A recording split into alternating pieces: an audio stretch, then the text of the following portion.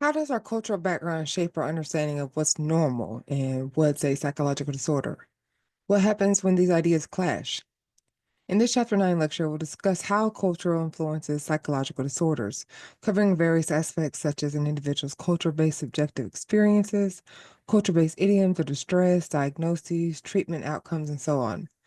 This chapter contrasts the relativist perspective, which underscores that cultural contexts affect all mental illness, with the universalist or absolutist perspective, which posits that universal symptoms of psychopathology exist across all cultures. Moreover, this chapter explores cultural diversities and interpretations of psychological symptoms, specifically focusing on anxiety disorders, depressive disorders, schizophrenia, and suicide. The chapter further elaborates on how cultural norms shape symptom manifestation and psychological distress.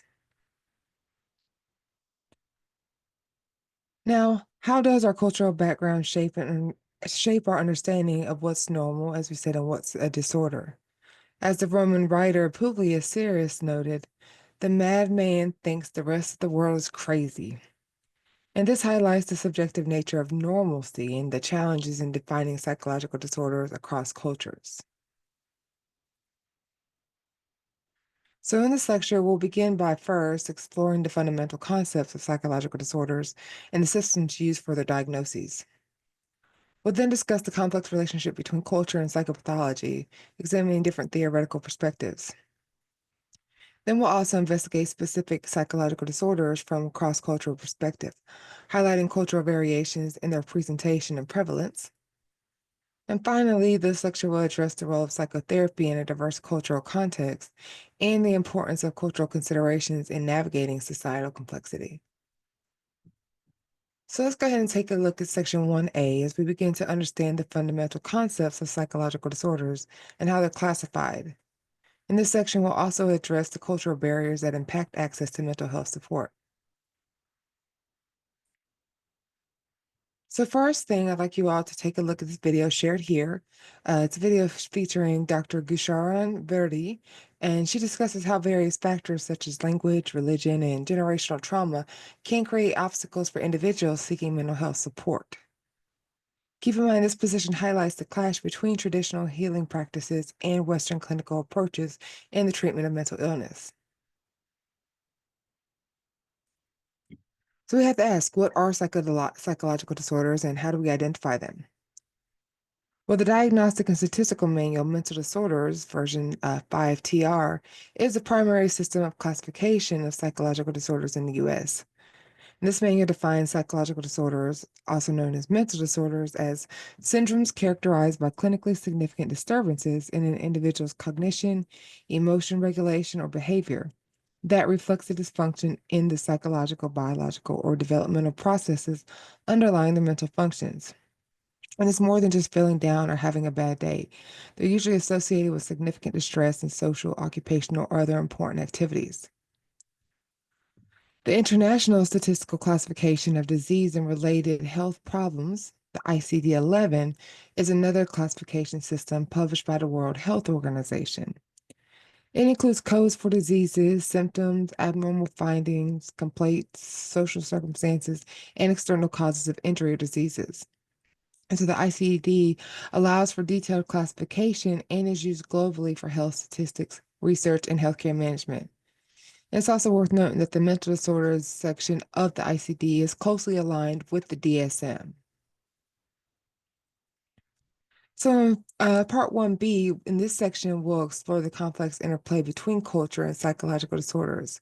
This will allow us to examine how cultural factors influence the diagnosis, expression, and understanding of mental health conditions. Now, without adequate cultural competency training, it will be difficult to properly diagnose psychopathological symptoms. Culture doesn't just sit on the sidelines when it comes to mental health. It's actively involved in shaping it.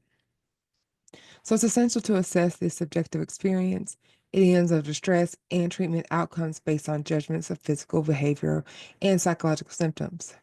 So think about it. Culture influences how we experience mental distress.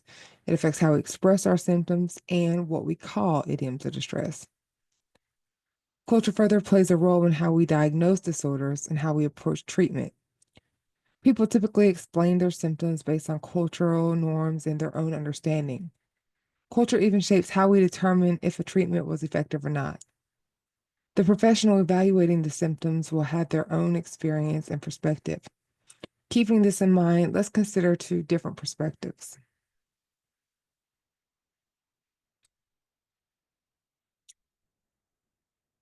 So, again, this leads us to that central debate in the field. Are psychological disorders universal or are they culturally constructed?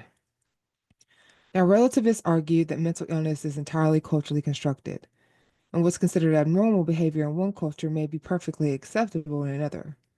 For example, some cultures may view hearing voices as a sign of spiritual connection rather than a symptom of schizophrenia.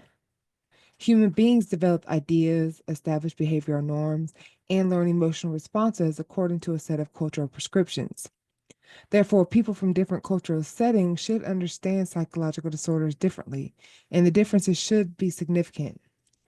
This view is called the relativist perspective on psychopathology because it puts psychological phenomena in a relative perspective.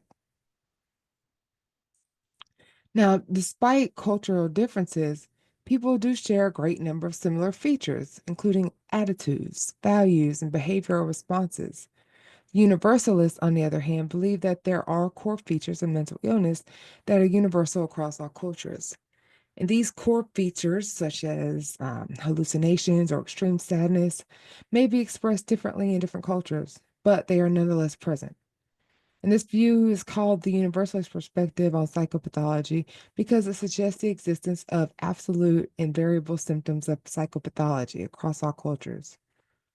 They point to disorders like schizophrenia, which seem to manifest in similar ways worldwide.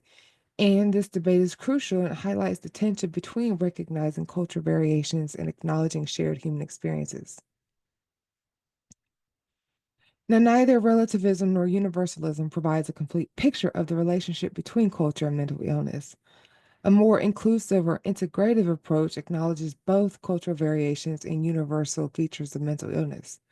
So we can therefore examine the differences between central and peripheral symptoms. So this approach recognizes that there are core symptoms of mental illness that are similar across cultures, but that these symptoms can be expressed in culturally specific ways. For instance, central symptoms are the core symptoms found in most cultures, again, like hallucinations and schizophrenia or sadness and depression. Peripheral symptoms are the culturally specific ways of expressing central symptoms. For example, someone with depression might report somatic or bodily complaints more often in one culture than in another. Symptoms such as guilt, pains, and anger may be culture specific. So again, if we're talking about sadness as a core symptom of depression, it may be expressed differently in different cultures. And in some cultures, people with depression may report feeling hopeless or worthless. In other cultures, people with depression may be more likely to report those body complaints with things like headaches or stomach aches. And so to summarize section one, we've covered several essential points. We began by defining psychological disorders, establishing what they are and how they impact individuals. Then we explored the classification systems that were used to diagnose these disorders, specifically the DSM and the ICD. We also discussed the significant influence of culture on psychopathology, recognizing how cultural factors shape the experience and expression of mental illness. Furthermore, we addressed the contrasting relativist and universalist perspectives, which offer different lenses through which to understand the role of culture. And finally, we discussed the integrative approach, which acknowledges both central and universal symptoms and peripheral cultural specific symptoms in the manifestation of psychological disorders. So be sure to check back in for section two as we will then move into investigating psychological disorders from a cross cultural perspective.